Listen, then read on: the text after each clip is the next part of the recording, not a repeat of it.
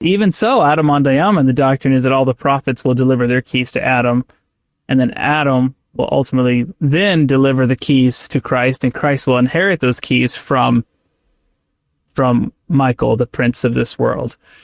And so it kind of caught me a little off guard when I was kind of looking at this, how the section header was worded versus what I actually kind of feel and understand when I read the words of the Revelation here. I really love how it talks about that you may come up unto the crown prepared for you. Like this idea, this concept that the Lord has already, I mean, Christ uses similar language when he's talking about going and preparing, mansions, a place for you kind of thing. But this idea or this concept that God already has an expectation and has prepared in advance this opportunity for each of us to become, what does the crown represent, right? A ruler in Zion, right? That king and that priestly type role that he offers each one of us, and so it really, we have a tendency to feel like we've got to prove a lot before he's willing to offer that. And really, it's the opposite of that. He's already offering that. We just have to go and accept it. We have to go and receive it. Now, obviously, there's a plan in place to do that. It's not simply just saying, yes, I want it, and he's going to give it to you, obviously, but it's just a kind of a different perspective. And for me, I struggle with this as well, where I'm just like, I'm just not good enough yet. I don't deserve that yet. I haven't earned that yet.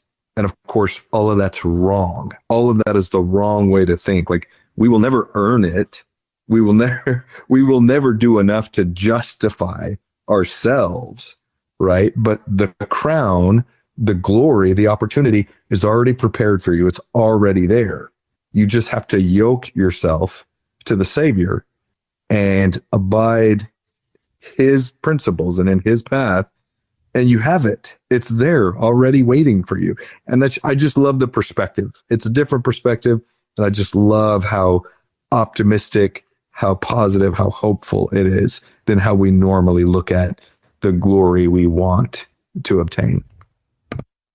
And the beautiful thing about the gospel is the doctrine of Christ is eternal. It's very easy, to your point, to kind of look at it as, I just need to do this now so I can make it there. And that's, we always feel the struggle of our own weakness and be like, I just got to apply this and then I can make it there. And then, then we just kind of say, well, then everything will work itself out as long as I can make it there. But the reality is the doctrine of Christ, meaning the principles of faith and repentance and atonement, they're eternal. They continue with us into the celestial kingdom. Right? There's not going to be this magic moment. Well, since you died and resurrected, somehow you're magically perfect now. Like, that's obviously not going to happen, right? The doctrine is you raise up as who you were. Hit that like button, leave us a comment, subscribe to the channel. We really appreciate it.